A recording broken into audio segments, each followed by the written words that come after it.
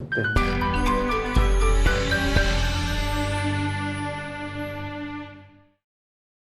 नमस्कार। Team Kalyani IAS academy की इस मुख्य परीक्षा की सीरीज में आप सभी का एक बार फिर से स्वागत है। दोस्तों, हम लोगों ने पिछले लेक्चर में वैदिक काल के बारे में अध्ययन किया था और उसमें मैंने आपके साथ 3 मार्कर क्वेश्चंस भी डिस्कस किए थे। उसके पहले मैंने आपके साथ हड़प्पा सभ्यता, उसका विकास, हड़प्पा सभ्यता की राजनीतिक, आर्थिक और सामाजिक संरचना, हड़प्पा सभ्यता का पतन कैसे हुआ था, इन सभी पर आपसे विस्तार में मैं चर्चा कर चुका हूँ। आज वैदिक काल का जो सेकंड पार्ट है मैं उसको डिस्कस करने जा रहा हूँ, जिसमें कि मैं आपके साथ ऋग्वैदिक काल की राजनीतिक संरचना और उसी के साथ साथ मैं आपके साथ उत्तर वैदिक काल की राजनीतिक संरचना, उसके बाद हम लोग ऋग्वैदिक काल का आर्थिक जो जीवन था, उसके बाद उसी के साथ में मैं आपके साथ उत्तर वैदिक काल का आर्थिक जीवन, ऋग्वैदिक काल की सामाजिक संरचना, सामाजिक जीवन और उसी के साथ में मैं आपके साथ उत्तर वैदिक काल का जो सामाजिक जीवन था उसको डिस्कस करूँगा। तो आइए शुरू करते हैं ऋग्वैदिक काल की राजनीतिक संरचना के साथ। इसमें सबसे पहले मैं आपके साथ डिस्कस करूंगा ऋग्वैदिक काल में शासन व्यवस्था के बारे में। तो यदि हम ऋग्वैदिक काल की शासन व्यवस्था के बारे में बात करें तो उस समय यहाँ की जो राजनीतिक संरचना थी वो कबीलाई ढांचे पर आधारित थी। और एक खास बात थी कि इस समय राजा तो हुआ करता था, लेकिन इस समय जो क्षेत्रीय आधार था वह स्पष्ट नहीं था। मैं यहाँ पर थोड़ा सा रुकूंगा और आपको हड़प्पा सभ्यता के विकास पर वापस ले जाऊंगा। हड़प्पा सभ्यता के में जब हम लोगों ने राजनीतिक संरचना को डिस्कस किया था तब हमने ये देखा था कि पुरातात्विक साक्ष्यों के अभाव के कारण हमें ये स्थिति स्पष्ट नहीं हुई थी कि उस समय की राजनीतिक संरचना कैसी थी, राजतंत्रात्मक थी या गणतंत्रात्मक थी या लोकतांत्रिक व्यवस्था थी। लेकिन जो भी हमें पुरातात्विक साक्ष्य प्राप्त हुए हैं उससे ये अनुमान लगाया गया कि संभवतः उस समय व्यापारिक वर्ग के हाथों में ही शासन रहा होगा। इस पर हम लोग हड़प्पा सभ्यता के लेक्चर में डिस्कस विस्तार से कर चुके हैं। ऋग्वैदिक काल में जो राजनीतिक संरचना थी उसका स्वरूप राजतंत्रात्मक था। इसको भी हम लोग डिटेल में डिस्कस करने वाले हैं। वही जब हम लोग मौर्य काल में पहुंचेंगे तो मौर्य काल में जो भी समस्त शक्तियां थीं उसका केंद्र बिंदु राजा ही हुआ करता था। कुल मिलाकर के हम ये कह सकते हैं कि मौर्य काल में जो शक्ति थी वो केंद्रीयकृत थी। आप कह सकते हैं जो पावर्स थे वो राजा के हाथों में सेंट्रलाइज्ड थे। यही नहीं, राजा की एक मंत्री परिषद भी होती थी जिसकी नियुक्ति राजा स्वयं ही किया करता था। नीति शास्त्र और मंत्री परिषद के द्वारा निर्णय में यदि किसी प्रकार के कोई मतभेद हुआ करते थे तो राजा के द्वारा लिया गया निर्णय ही अंतिम और सर्वमान्य हुआ करता था। यही नहीं, मौर्य काल में जब हम लोग पहुंचेंगे और उस समय उस मौर्य काल में वहाँ की राजनीतिक संरचना पढ़ेंगे तो हम ये भी देखेंगे कि वहाँ उस समय हमें एक स्थायी और एक विशाल सेना देखने को मिलेगी और उस समय जो सेना हुआ करती थी उसको नगद वेतन भी दिया जाता था। वही जब हम लोग मौर्योत्तर काल की जब राजनीतिक संरचना हम लोग पढ़ेंगे तो उसमें हम ये देखेंगे कि सत्ता का विकेंद्रीयकरण हो चुका है। अब ये जो सत्ता का विकेंद्रीयकरण मौर्योत्तर काल में हुआ उसके पीछे जो मुख्य कारण दिया जाता है वह था भूमि अनुदान। मौर्योत्तर काल में भूमि अनुदान की एक प्रथा शुरू हो चुकी थी और इस भूमि अनुदान के कारण सामंतवाद या सामंत प्रथा बढ़ जाती है और दूरस्थ क्षेत्रों में स्वायत्त शासी इकाइयाँ जन्म ले लेती हैं। इस कारण सत्ता का विकेंद्रीकरण हमें देखने को मिलेगा। तो इस प्रकार से थोड़ा सा आप लोगों को सभी समय में किस तरह की राजनीतिक संरचना रही है ये भी हमें दिमाग में रखना होगा। तो ये एक मैंने आपको छोटा सा ओवरव्यू दिया कि हड़प्पा सभ्यता में किस तरह की राजनीतिक संरचना थी, वैदिक काल में क्या थी, मौर्योत्तर काल में क्या परिवर्तन आया और किस प्रकार से मौर्योत्तर काल में जब हम पहुंचेंगे तो वहाँ सत्ता का विकेंद्रीकरण हमें देखने को मिलेगा। आइए अब हम आज जो सबसे पहले ऋग्वैदिक कालीन राजनीतिक संरचना पढ़ने वाले हैं उसके बारे में आगे बढ़ते हैं। तो जैसा कि मैंने अभी आपको बताया कि इस काल में जो राजनीतिक व्यवस्था थी वो कबीलाई ढांचे पर आधारित थी और इस समय राज्य की जो क्षेत्रीय सीमाएं थी वो स्पष्ट नहीं थी। इस समय जो राजा हुआ करता था वास्तविक अर्थों में वह राजा नहीं था। तो इस समय क्या सिस्टम था, तो जो भी योग्य व्यक्ति हुआ करता था, तो जो कबीले के जो जन लोग हुआ करते थे वो एक व्यक्ति को चुन लिया करते थे जिसे कि वो अपना राजा मान लेते थे। तो आप कह सकते हैं कि राजा की पहचान कबीले से ही हुआ करती थी। तभी मैंने आपको बताया था कि इस समय की जो राजनीतिक संरचना थी वह कबीलाई ढांचे पर आधारित थी। ऋग्वैदिक काल में राजा को जनस्य गोपा भी कहा गया। क्या कहा गया? राजा को जनस्य गोपा भी कहा गया है। और ये जो राजा हुआ करता था ये युद्ध में सेना का नेतृत्व करता था और इसके अलावा अपने कबीले के लोगों की रक्षा भी किया करता था। ऋग्वैदिक काल में जो राजा हुआ करता था उसका निर्वाचन होता था। जो कबीले के जन हुआ करते थे, जन लोग हुआ करते थे, वो अपने राजा का निर्वाचन करते थे और राजा के निर्वाचन होने के बावजूद भी इस समय राजा निरंकुश नहीं होता था। तो जैसा कि मैंने आपको भी बताया कि इस समय ऋग्वैदिक काल में राजा तो होता था पर वह वास्तविक अर्थों में राजा नहीं होता था और उसकी पहचान कबीले के साथ होती थी। उसकी पहचान कबीले के साथ होती थी। युद्ध में वह सेना का नेतृत्व किया करता था और कबीले के जो लोग हुआ करते थे उनकी रक्षा करना ही उसका परम कर्तव्य हुआ करता था। अब जैसे कि हम लोग जानते हैं, प्रीलिम्स में मैंने आपके साथ डिस्कस किया था और वैदिक काल के फर्स्ट लेक्चर में मैंने आपके साथ डिस्कस किया था कि जो आर्य हुआ करते थे वो कई कबीलों में बटे हुआ करते थे और ये जो आर्य थे ये अस्थायी निवासी होते थे। इस कारण जो है ये क्या करते थे, अपने राजा का निर्वाचन करते थे। तो हम कह सकते हैं कि राज्य का स्वरूप कैसा था, राजतंत्रात्मक था। तो आपको याद रखना होगा कि इस समय राजा का पद जो है वह वंशानुगत होता था लेकिन उसका शासन निरंकुश नहीं था। अब ऋग्वैदिक काल में कुछ जनतांत्रिक संस्थाएं हुआ करती थी जो कि मुख्य कार्य क्या करती थी, राजा पर अंकुश लगाया करती थी। इन जनतांत्रिक संस्थाओं में मुख्य कौन कौन सी थी? सभा, समिति और विदत। कौन कौन सी थी? सभा, समिति और विदत। अगर मैं सभा की बात करूं तो इस सभा में जो कुलीन या श्रेष्ठ जन होते थे वो इसका हिस्सा हुआ करते थे और ये जो सभा होती थी ये न्याय संबंधित कार्य किया करती थी। वहीं यदि मैं समिति की बात करूं तो ये आम जन की एक सभा होती थी, आप कह सकते हैं आम समुदाय की एक सभा होती थी और ये राजा के निर्वाचन का कार्य करती थी या ना राजा के निर्वाचन से संबंधित हुआ करती थी। वहीं जो विदत होती थी वो धार्मिक कार्यों से संबंधित थी और साथ में उस सैनिक कार्यों को भी देखा करती थी।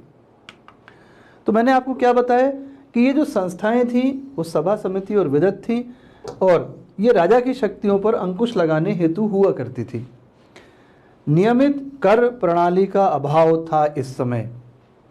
याद रखिएगा, इस समय किसी भी प्रकार का कोई रेगुलर टैक्स सिस्टम नहीं था। तो एक ऐच्छिक कर होता था जिसको कि बलि कहा जाता था। तो चूंकि राजा का परम कर्तव्य क्या था, लोगों की रक्षा करना, तो जिसको भी लगता था तो इच्छा अनुसार ये कर दिया करता था जिसे कि उस समय बलि कहा जाता था। तो बलि नामक ऐच्छिक कर का इसमें वर्णन हमें मिलता है। तो हमने क्या देखा कि जनतांत्रिक संस्थाएं सभा, समिति और विधत ये 3 हुआ करती थी। सभा का जो मुख्य कार्य होता था वह न्याय संबंधित था, समिति का जो मुख्य कार्य था वह राजा के निर्वाचन से संबंधित था, और जो विधत थी वह धार्मिक और सैनिक कार्यों से संबंधित हुआ करती थी। आइए हम लोग प्रशासन व्यवस्था के बारे में बात करेंगे कि ऋग्वैदिक काल में कैसी प्रशासनिक व्यवस्था थी। तो जब हम बात करेंगे उस समय की नौकरशाही की, तो इस समय कोई स्थायी नौकरशाही हमें देखने को नहीं मिली, और इस समय अधिकारी के रूप में सेनानी, ग्रामणी और विस्पति हुआ करते थे। कौन कौन? अधिकारी के रूप में सेनानी, ग्रामणी और विस्पति हुआ करते थे, और ये रक्त संबंध से जुड़े हुआ करते थे। तो मैंने आपको क्या बताया, स्थायी नौकरशाही तथा स्थायी सेना का विकास इस समय नहीं हुआ था, ठीक है ना। अधिकारियों के रूप में सेनानी, ग्रामणी, विस्पति यही थे, और ये रक्त संबंध से जुड़े होते थे, ठीक है। अधिकारियों के रूप में सेनानी, ग्रामणी, विस्पति आदि प्रमुख थे जो कि रक्त संबंध से जुड़े होते थे। सबसे बड़ी इकाई जन एवं उसका प्रमुख जो है वो जनस्व गोपा होता था। जैसा कि मैंने आपको बताया था कि यहाँ आमतौर पर जो है आर्यों को जन कहा गया, और इनका जो राजा होता था उसे जनस्व गोपा कहा जाता था।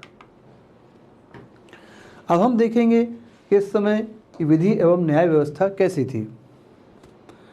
तो जब हम बात करेंगे विधि और न्याय व्यवस्था की, तो ऋग्वैदिक काल में न्याय का कार्य पुरोहित ही किया करता था।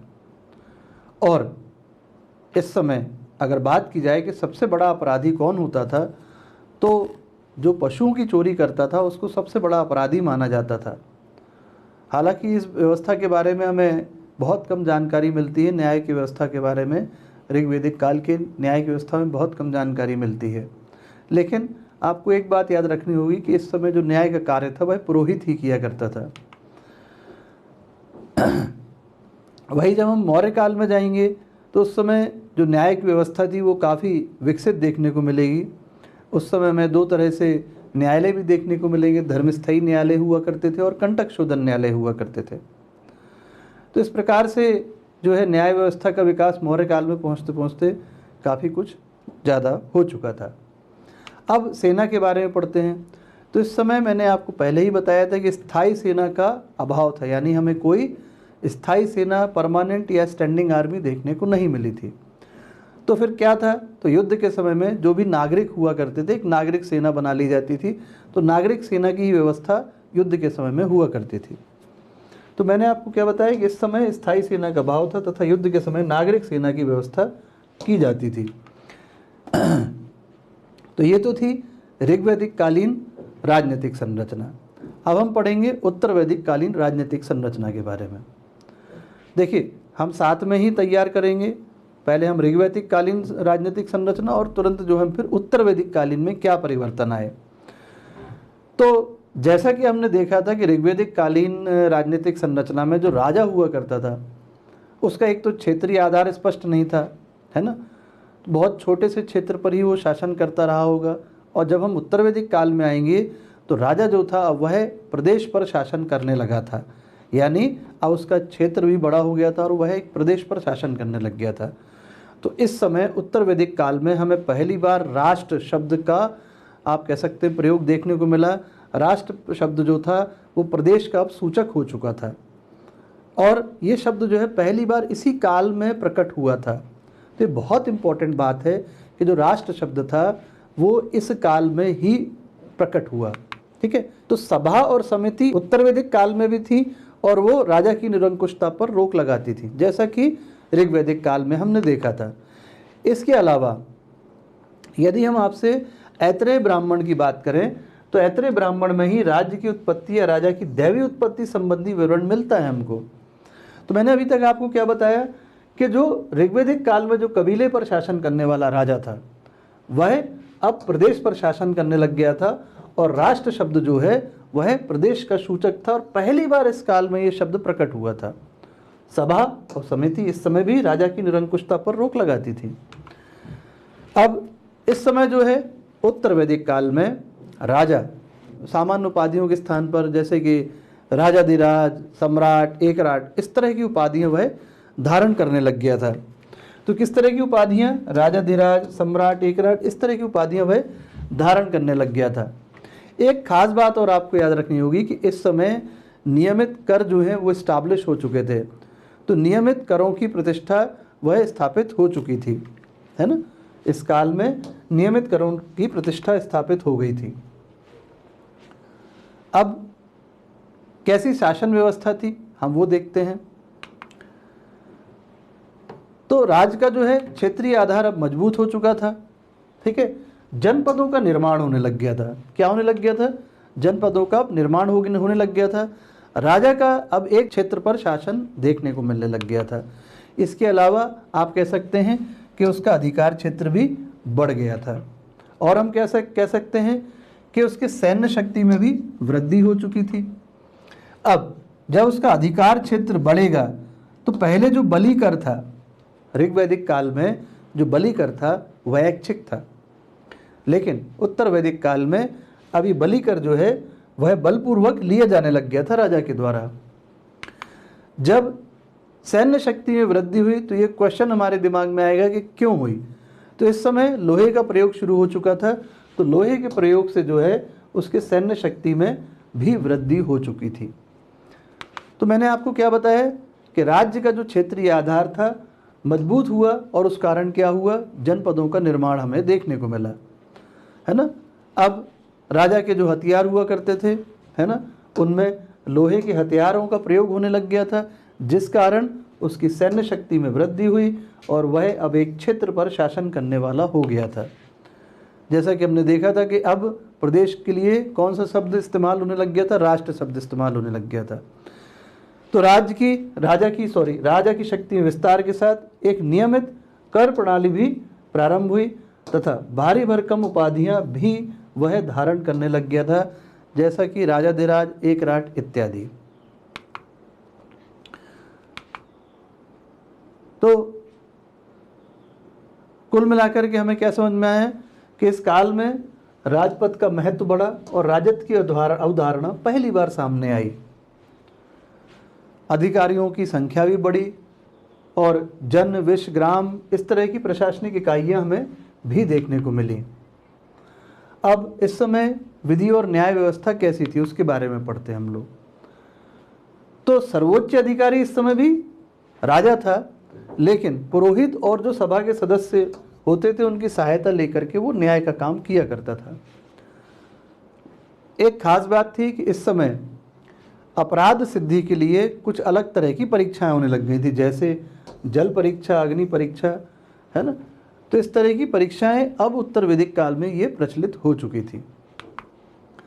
सैनिक प्रशासन की यदि हम बात करें तो इस समय भी कोई स्थायी सेना नहीं देखने को मिली, तो वही नागरिक सेना की सहायता ही ली जाती थी। तो ना ही ऋग्वैदिक काल में और ना ही उत्तर वैदिक काल में स्थायी सेना का विकास हुआ, तो दोनों ही समय में नागरिक सेना की ही सहायता ली जाती रही।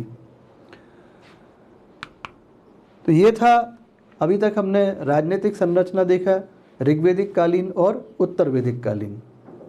अब हम लोग पढ़ेंगे ऋग्वैदिक कालीन सामाजिक जीवन। ऋग्वैदिक कालीन सामाजिक जीवन की जब हम बात करेंगे तो हम उसमें सबसे पहले बात करेंगे समाज की। तो इस समय का जो समाज था वह पितृसत्तात्मक समाज था, और आप कह सकते हैं कि ये जो समाज था समता मूलक था। समता मूलक से क्या हम तात्पर्य निकाल सकते हैं कि ये एक वर्ग विहीन था और जाति विहीन व्यवस्था थी यहाँ पर। इसके अतिरिक्त जब हम समाज की बात करेंगे तो आप ये कह सकते हैं कि इस समय संपत्ति की अवधारणा नहीं थी, अर्थात आप ये कह सकते हैं कि समाज में जो भी उत्पादन के साधन थे उनको प्राप्त करने की उस समय के लोगों को स्वतंत्रता थी। तो मैंने आपको क्या बताया कि इस समय का समाज पितृसत्तात्मक था और इसके साथ ही समता मूलक समाज था। कैसा था? समता मूलक समाज था, अर्थात समाज जो है ये एक वर्ग विहीन समाज था और जाति विहीन समाज था। इसके अलावा समाज में उत्पादन के साधनों को प्राप्त करने की स्वतंत्रता थी, अर्थात संपत्ति की अवधारणा अनुपस्थित थी। इसके बाद हम चर्चा करेंगे वर्ण व्यवस्था के बारे में। तो इस समय ऋग्वैदिक कालीन सामाजिक वर्ण व्यवस्था की यदि मैं बात करूं तो इस समय भी 4 वर्णों का अस्तित्व था। और इसकी चर्चा जो है ऋग्वेद के किस मंडल में की गई है, तो ऋग्वेद के 10वें मंडल में की गई है। ठीक है, और 10वें मंडल में पुरुष सूक्त में मिलती है। तो 4 वर्णों का अस्तित्व था जिसकी चर्चा ऋग्वेद के 10वें मंडल पुरुष सूक्त में मिलती है। अब इस समय जो वर्ण व्यवस्था थी वह जन्म पर नहीं कर्म पर आधारित थी। वर्ण व्यवस्था जन्म पर नहीं कर्म पर आधारित थी।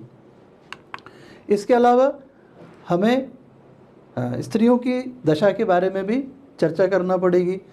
तो ऋग्वेदिक कालीन समाज में यदि हम स्त्रियों की बात करें तो इस समय स्त्रियों की स्थिति काफ़ी अच्छी थी। उन्हें शिक्षा का अधिकार प्राप्त था। शिक्षा के अधिकार के अतिरिक्त विधवा विवाह होते थे।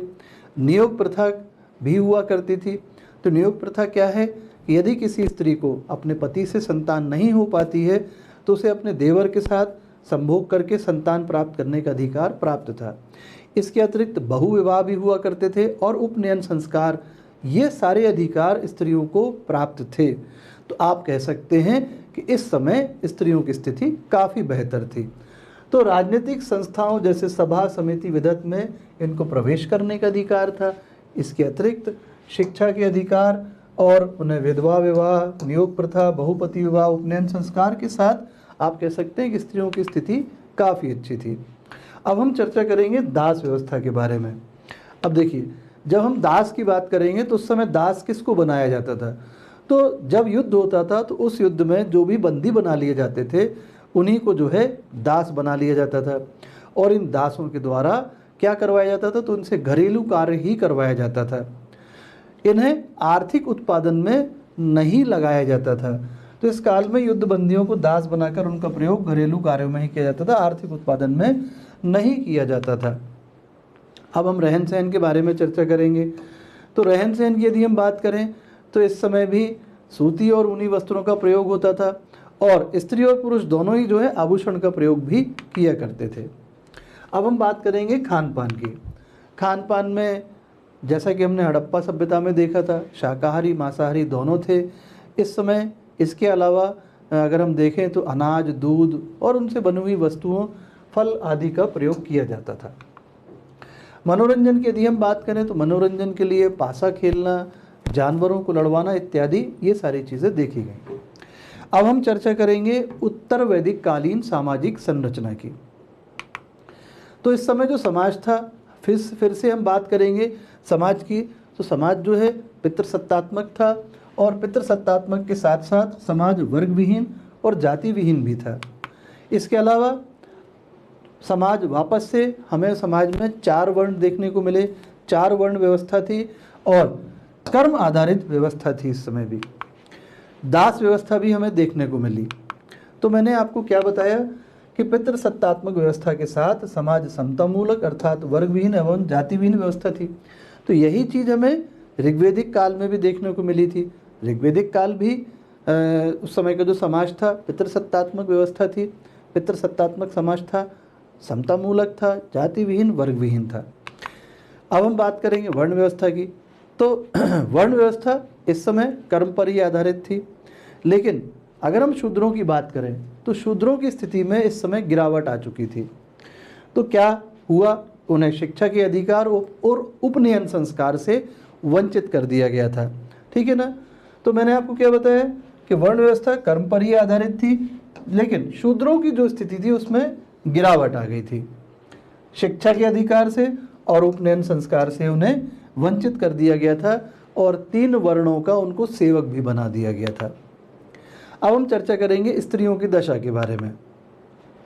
तो इस समय अगर हम बात करें पुनर्विवाह की और नियोग प्रथा की, तो ये प्रथा प्रचलित थी, लेकिन इस समय बाल विवाह होने लग गए थे और इसके अलावा उपनयन संस्कार, शिक्षा के अधिकार से इनको वंचित कर दिया गया था। तो स्त्रियों की स्थिति में थोड़ी सी आप कह सकते हैं गिरावट आ गई थी। अब हम बात करते हैं दास व्यवस्था की। तो हम जब दास व्यवस्था की बात करेंगे तो ये दास व्यवस्था ऋग्वेद काल के ही समान थी। दास व्यवस्था कैसी थी? ये ऋग्वेदिक काल के समान ही थी, राइट। अब हम बात करते हैं खान पान की। खान पान की यदि हम बात करें तो इस समय यव यानी जौ, गेहूँ, चावल, मछली, इन सभी चीज़ों का सेवन किया जाता था। यानी इस समय के जो लोग थे वो शाकाहारी मांसाहारी दोनों ही थे। रहन सहन और मनोरंजन की बात करें तो ये भी पूरा का पूरा आप कह सकते हैं ऋग्वेदिक काल के समान ही था। चलिए अब हम बात करेंगे ऋग्वेदिक काल की आर्थिक संरचना की। अब इसमें हम लोग आर्यों की अर्थव्यवस्था देखेंगे तो इसमें हमें क्या क्या पढ़ना है, हम उनके भौतिक जीवन के बारे में देखेंगे, ग्रामीण अर्थव्यवस्था के बारे में देखेंगे और अस्थायी कृषि और वाणिज्य के बारे में देखेंगे। भौतिक जीवन में हम पशुचारण, कृषि और कुटीर उद्योग के बारे में देखेंगे और अस्थायी कृषि और वाणिज्य में आप कह सकते हैं कि अस्थायी कृषि या उनका जो वाणिज्य था अस्थायी था, इसीलिए क्योंकि इनका जो जीवन था वह घुमंतु जीवन था। अब सबसे पहले हम लोग कृषि के बारे में डिस्कस करेंगे। आर्थिक जीवन में आपको मुख्यतः कृषि, पशुपालन, इन पर ज़्यादा फोकस करना होगा। तो कृषि की हम बात करें तो इस समय जो कृषि था वह कैसा पेशा था, गौण पेशा हुआ करता था, ठीक है ना। और एकमात्र अनाज जो था वह कौन सा था, यव था यानी जौ था, ठीक है। और कृषि में लकड़ी के हलों का प्रयोग किया जाता था। किसका प्रयोग किया जाता था, लकड़ी के हल का प्रयोग किया जाता था, राइट। पशुपालन की यदि हम बात करें तो इस समय विशेष पशु था वह गाय हुआ करता था, ठीक है। विशेष पशु कौन सा था, ऋग्वेदिक काल में गाय था। और आप कह सकते हैं कि ये जीवन की अभिव्यक्ति थी, ठीक है ना। क्यों थी अभी हम बताते हैं। अब गविष्टि क्या था, तो गविष्टि गायों की खोज कहा जाता था और गाय ही इनकी मुख्य संपत्ति हुआ करती थी और वही जो है विनिमय का साधन भी थी। अब जीवन की अभिव्यक्ति क्यों कहा गया है, क्योंकि गाय से संबंधित कई शब्द इस समय इस्तेमाल किए जाते थे। गोपति जैसे राजा के लिए शब्द था, गोधुली जो शाम का समय होता है उसको गोधुली कहा करते थे, दुहिता, गोमत इत्यादि, इनके बारे में भी हम और चर्चा भी करेंगे। तो इसीलिए आप कह सकते हैं कि गाय को इस समय जीवन की अभिव्यक्ति कहा गया। चलिए, तो मैंने आपको क्या बताया, अर्थव्यवस्था ग्रामीण अर्थव्यवस्था थी, कृषि गौण था इस समय। आर्यों के अस्थायी होने का कारण क्या था, है ना, क्योंकि वो लोग घुमंतु थे, यहाँ वहाँ घूमते रहते थे, इसलिए वो लोग स्थिर नहीं थे, एक जगह पर रहा नहीं करते थे। तो स्थायी कृषि और व्यापार वाणिज्य का विकास नहीं हो पाया था। पशुपालन की बात करते हैं हम। आर्यों का मुख्य पेशा क्या था, पशुपालन था। क्या था आर्यों का मुख्य पेशा, पशुपालन था। इस समय जो गाय थी, जिसको गौ भी कहते हैं, उसका विशेष महत्व था, एक स्पेशल इम्पोर्टेंस था, क्योंकि इसी के नाम पर कई अन्य नाम रखे जाते थे। जैसे राजा को गोपति कहा गया, युद्ध के लिए गविष्टि शब्द का इस्तेमाल किया गया, पुत्री को दुहिता कहा जाता था और धनी व्यक्ति के लिए गोमत शब्द का इस्तेमाल किया गया। चूँकि कई शब्द जो हैं वो गाय के नाम पर ही रखे गए, इसीलिए आप कह सकते हैं कि गाय का बहुत अधिक महत्व था इस समय। गाय मुख्य संपत्ति थी और यही विनिमय का साधन भी हुआ करती थी इस समय। अब हम पढ़ते हैं शिल्प के बारे में। इस समय बढ़ई, कुल्हाड़, कुम्हार आदि इस तरह के शिल्पी पाए गए और तांबे और कांसे जैसी धातुओं का प्रयोग किया गया और इनके लिए अयस शब्द का प्रयोग का वर्णन मिलता है हमें। शिल्पी जैसे बढ़ई, कुल्हाड़, कुम्हार आदि तथा तांबे या कांसे की धातु जिसके लिए अयश शब्द का प्रयोग किया गया था। अब व्यापार और वाणिज्य के बारे में हम बात करते हैं। तो व्यापार और वाणिज्य के बारे में बात करें हम तो वस्तु विनिमय प्रणाली की बात करूंगा मैं यहाँ पर। और जो पाणी हुआ करते थे वो क्या थे, व्यापारियों के समूह को कहा जाता था। तो चूंकि इस समय नियमित सिक्कों का विकास नहीं हो पाया था, इसीलिए वस्तु विनिमय प्रणाली का प्रचलन था, जिसे हम लोग बार्टर सिस्टम कहते हैं। और लेन देन के लिए गायें ही प्रमुख हुआ करती थी।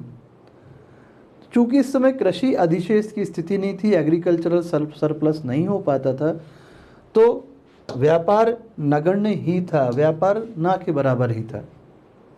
तो ये मैंने आपको व्यापार और वाणिज्य के बारे में बताया। आप लोग इतना लिख सकते हैं इसमें अर्थव्यवस्था के बारे में।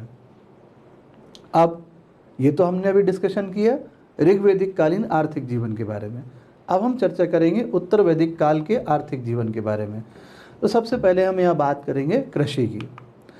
तो कृषि की जब हम बात करेंगे तो चूंकि इस समय अन्य फसलों की जानकारी हो चुकी थी, है ना, तो यव की खेती तो करते ही थे, यव की खेती के साथ अन्य फसलों की जानकारी भी इनको हो चुकी थी। और लोहे के प्रयोग के कारण कृषि का इम्पोर्टेंस बढ़ गया था, उसका महत्व बढ़ गया था और पशुपालन का महत्व कम हो गया था। मैंने आपको क्या बताया, यव के का अलावा उनको अन्य क्रॉप्स, अन्य फसलों की जानकारी हो गई थी और लोहे के प्रयोग के कारण कृषि का महत्व बढ़ गया था और पशुपालन का महत्व कम हो गया था। अब पशुपालन के बारे में हम देखते हैं। तो पशुपालन क्या हो गया, जिस समय द्वितीयक पेशा बन गया था और ये बड़े पैमानों पर इनका प्रयोग किया जाने लग गया था। पशुपालन द्वितीयक हो गया था तथा अब बड़े पैमाने पर पशुओं का प्रयोग होने लग गया था। इस समय हाथी को भी पालना शुरू किया जा चुका था। एक खास बात थी, जो गौवध था उस पर मृत्युदंड का प्रावधान भी हो चुका था। चलिए अब हम शिल्प के बारे में चर्चा करेंगे। तो शिल्प में काफ़ी इस समय डाइवर्सिटी यानी विविधता आ चुकी थी और धातु के रूप में चांदी और लोहे का प्रचलन शुरू हो चुका था, ठीक है ना। तो शिल्पों में विविधता आ गई थी तथा धातु के रूप में चांदी एवं लोहे का प्रचलन प्रारंभ हो गया था। प्रमुख व्यवसायी कुलाल के अतिरिक्त स्वर्णकार, मणिकार आदि का भी उल्लेख हमें मिलता है।